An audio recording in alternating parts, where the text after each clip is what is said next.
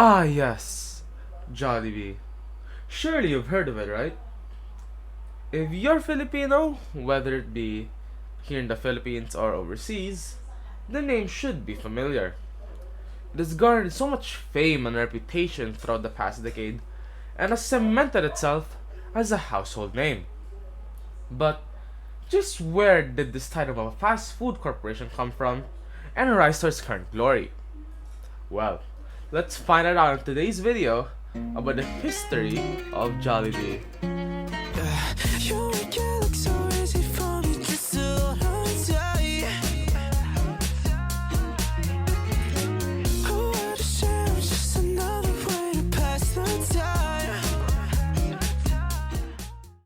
Let's start off with the beginning. The origins with the main man himself, Tony Tan Caktiong. His family came from Fujian, China, but because his province was one of the poorest in the country, his family wasn't doing the best financially. To make up for this, Tony's dad worked as a chef in a Chinese temple, but in hopes of a better life, they moved to Davao City in the Philippines. Because Tony's family has experience with cooking, they decided to open up a Chinese restaurant. Here, each member of the family helped each other out, which is said to be common for many Chinese families, where kids are trained early on to become the successor to their family business. This actually helped them in the growth and development of Jollibee, because by spending most of his childhood helping around in the kitchen, he developed the ability to pinpoint minor ingredients just by tasting the food. It was through this restaurant that Tony's family became financially capable enough to send him to the University of Santo Tomas, one of the top universities in the Philippines. Here, he took civil engineering, but ended up taking on the entrepreneurial route instead. He began his business journey after graduation when he visited an ice cream plant.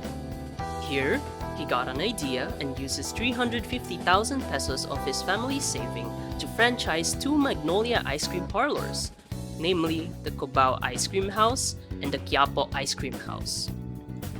Since he is now running a business, he applied the mantra taught to him by his dad. Focus on the product, make delicious food, and keep your customers happy. Since he had many other competitors, he had to put this teaching into action. He did this by giving the customers larger scoops of ice cream as well as paying very close attention to the cleanliness of his stores. It was this that helped him crush his rivals. Always looking for ways to improve, Tony started getting feedback from his customers. They said that they loved the ice cream and loved the place, but they didn't really want to eat ice cream all the time. He took that feedback and used it for his next product, hot meals. One of these was the Yum Burger, and it was a hit with the customers. They kept coming back for more, and so the ice cream parlor became a hamburger house. The Cubao Ice Cream Parlor became the very first Jollibee store with the Yum Burger as its first flagship product. By the year 1978, seeing the potential of the restaurant, Tony was confident that this could grow into something bigger. But he was also aware of the looming threat that could foil his plans, the imminent entry of McDonald's into the country. If he wanted Jollibee to become the biggest restaurant chain in the Philippines, he would eventually have to go head-to-head with the McDonald's, which has had 23-year head start and just opened the 5,000 store located in Japan. Tony went and sought advice from his friends and family, and most of them, fearing a head-to-head scenario with McDonald's, shared possible options that he could take for the business. Some suggested that he could stop now since it was still early. Some suggested to just open up a McDonald's franchise himself. And one just said that they would eat them alive outright. At this point, Tony had two options. Option A, retreat. He could back down, start something new, or franchise a McDonald's location, all of which would be safe and secure. Or he could go for option B, attack. He could go all in and go head-to-head with McDonald's. This would be a very risky choice that would require him to put everything he's got into it and need years of hard work for something that doesn't guarantee success. This was no easy decision. Just put yourself in his shoes and imagine starting a company. The business starts doing well and makes everyone happy, but then you hear of a threat of a competitor who was 5,000 bigger than you and could take it all away. What do you even do next? Tony Tan Caktiong decided to go all in and do battle with McDonald's. Since the decision was made, it was time to prepare for an all-out war. Tony and his family went back to the drawing board and posed the question of how do we beat McDonald's? They had to take extreme measures, and so they did just that. The first thing they did was study everything McDonald's was doing that made them successful. One of the first things they noticed was that they had a mascot, the crew had colorful uniforms, and they had a certain way of cheerfully greeting their customers. Tony took note of all of the seemingly small and simple things, improved on them, and implemented them into Jollibee. Next on the list was the menu. Their food wasn't bad, but it was only good enough, and good enough isn't gonna be enough to take McDonald's down. So they did what any normal entrepreneur would do, and while they hate to admit it, but they started copying the menu. They realized that they would need to introduce items such as french fries, fried chicken, and more burger variations. They didn't simply just copy, however, as Tony understood his Filipino consumers. He knew that Filipinos had a different preference when it comes to taste. They preferred their food to be sweeter and tastier. Just like in war, the invading force is always at a disadvantage because they are entering unfamiliar territory. This was Jollibee's edge. This is also where Tony's special ability would shine, as he was able to pinpoint the minor ingredients. With this, they were able to create recipes for products that we all still enjoy to this day. One of these products is a sweeter version of spaghetti that was known at the time as Spaghetti Special. If you look for any reviews online from non-Filipinos, the first thing they'll probably say is that it's sweeter than normal. Now known as the Jolly Spaghetti, it has more meat, more cheese, has slices of hot dog, and uses banana ketchup instead of tomato sauce to get the extra sweet taste. Non-Filipinos would find it to be too sweet, but for us Filipinos, it tastes just like how we'd expect our spaghetti to taste like. The next thing they worked on was the brand, and they started with the name. Initially, Jollibee was spelled as Jollibee, with one less L and one less E, though they felt that it was a bit off, so they changed it to the one we now know today. Now, why did they call it Jollibee in the first place? They chose it because they felt that a Jollibee perfectly described Filipinos. It paints a picture of the Filipino spirit as light-hearted, everyday happiness. To quote Tony himself, the bee hops around and makes sweet things for life, and is happy even though it is busy. That's why it was called Jollibee. In regards to the logo, the then marketing consultant Manuel Lumba took inspirations from his then 6-year-old daughter's Disney comic books. He said that if Disney can have a mouse, why can't I have a bee? And so he gave it a chef's hat that signifies quality food, a red dinner jacket with a vest, white gloves that remind him of Disney characters, and exaggerated cheeks.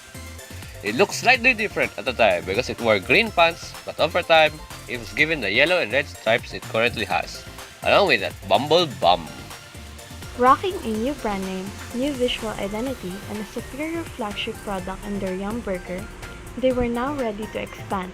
By the end of 1978, Jollibee would have 7 branches in Metro Manila, all of which were company-owned. The following year, in 1979, they opened their first franchise store.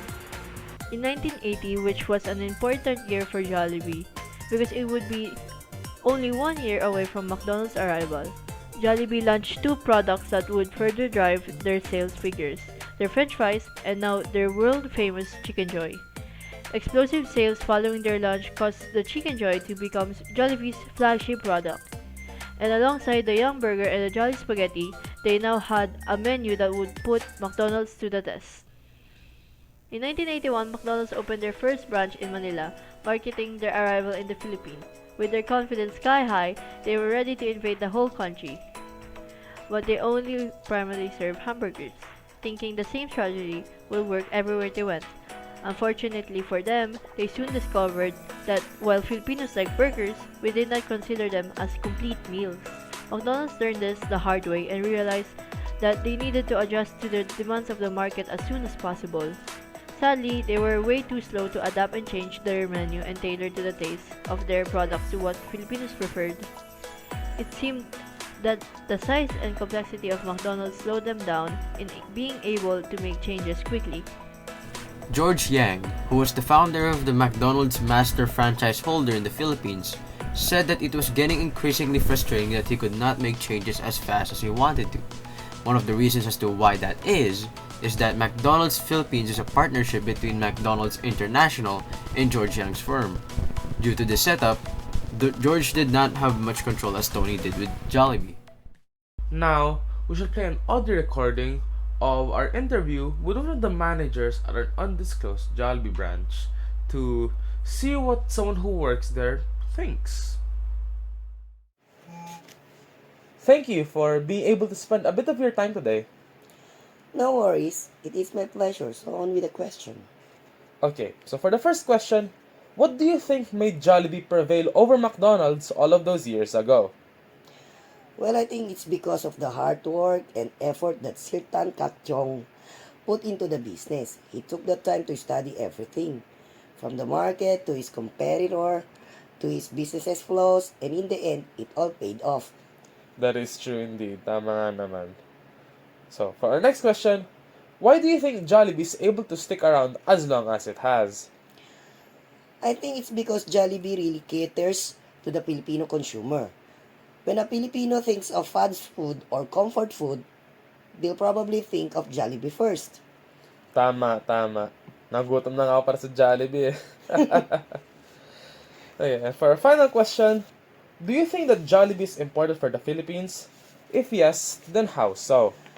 Oh naman, I think that Jollibee is important to the Philippines because it puts us on the map when it comes to food abroad.